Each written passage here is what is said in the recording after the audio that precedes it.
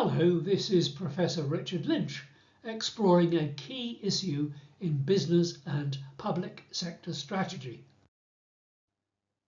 Why does strategic management need both prescriptive and emergent strategic approaches to be effective? We're going to explore this question with a case study from the massive global computer games industry and one of its leaders, the US-based company Take-Two. One of the distinctive, perhaps even unique features of our book on strategic management is that, unlike many other strategy texts, our book explores equally both prescriptive and emergent processes in making strategy. To understand why we have these two approaches, let's begin by looking at prescriptive strategy with Take-Two, and then we'll add emergent strategy, again with our case from the global computer games market. We begin by using the model from our book to define prescriptive strategy. The topic starts by analysing the environment on the left surrounding the organisation and the resources possessed by the organisation. Within this context, and only within this context, it then identifies the purpose of the organisation and then sets out the strategy options to achieve that purpose. Prescriptive strategy then makes a choice between those options and implements the chosen strategy. A prescriptive strategy is therefore rather like a health prescription of medicines from a doctor. But this model makes the dangerous assumption that companies can always make firm plans. The business impact of the 2020 global coronavirus, for example, suggests that this assumption may not always be correct. Moreover, the model may miss other opportunities and, importantly, largely ignores innovation. Its primary purpose is on making strategic choices inside the existing market opportunities. As a result, it can be inflexible in its approach. To understand the implications of this, let's briefly explore our example from the global computer games market and specifically the company Take-Two. Now, we're not going to explore the whole strategy of this company in depth. You can read more about this company in Chapter 2 of our strategy book. Take-Two is a major global computer games company. In summary, the company has been increasing its revenue, the blue line, over the last few years, but perhaps not its profits, the red line, as it has invested in new computer games. And it's been doing that by investing in its selling and marketing costs and also in its research and development costs. This has led to the various competitive resource advantages possessed by the company over time, like its reputation for branded games and its core competencies in game design.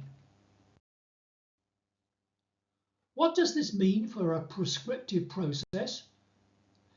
In summary, our analysis shows that the environment for global computer games is large and growing. The strategic resources of Take-Two include unique branded games like Grand Theft Auto, its networks of developers and its specialist knowledge and so on.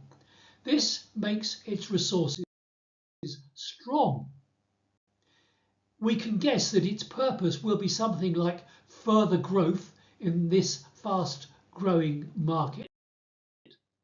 And then according to prescriptive strategy, the company has various options to achieve that growth, such as new games and new acquisitions of other gaming companies.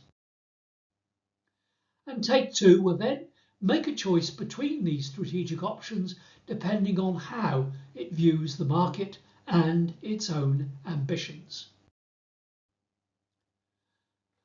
Now let's look at what emergent strategy can add to this prescriptive way of looking at strategy. Well, we begin by taking the emergent strategy model from our book. Basically, the model has the same analysis of the environment and resources, but then it is much more experimental. It does not have defined options and choice. It has much more freedom in terms of its processes. For example, at Take Two, the company allows many of its individual subsidiaries to have their own individual strategies and objectives. There are some centralised prescriptive strategy options and choice, but subsidiaries will also be given some strategic freedom on individual games to experiment and come up with new ideas. And you can see some examples of what that means in individual parts of the Take Two companies around the world. For example, one subsidiary may be given responsibility for developing Halo and another for developing Grand Theft Auto. So, what does emergent strategy add, and why is it important? It matters firstly because the growth objectives may benefit from not choosing precisely what will deliver growth. Emergent strategy says, experiment and see what happens. Innovate where you don't necessarily know what is going to work and therefore cannot make a clear prescriptive choice.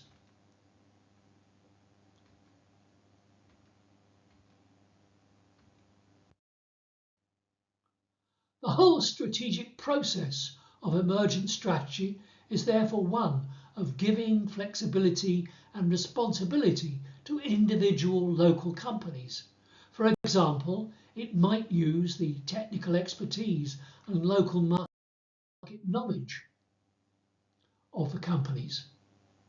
Emergent strategic processes have more freedom to develop and exploit competitive advantages. They might even support taking a short-term loss in profits compared with a more prescriptive approach where that might not be allowed.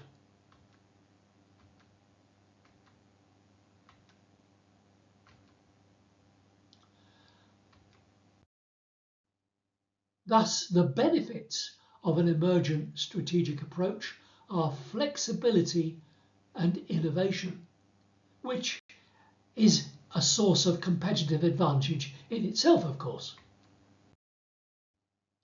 But in practice, many companies need both prescriptive and emergent processes to develop their strategies. There often needs to be a clear and logical company prescriptive plan. Many companies and public sector organisations cannot work without projected costs, timetables and milestones. If you only had an emergent strategy, the outcome would be fuzzy. Shareholders might be concerned because there was no clear commitment to a profit stream. But equally, many shareholders might want growth, and emergent processes are designed to achieve delivery.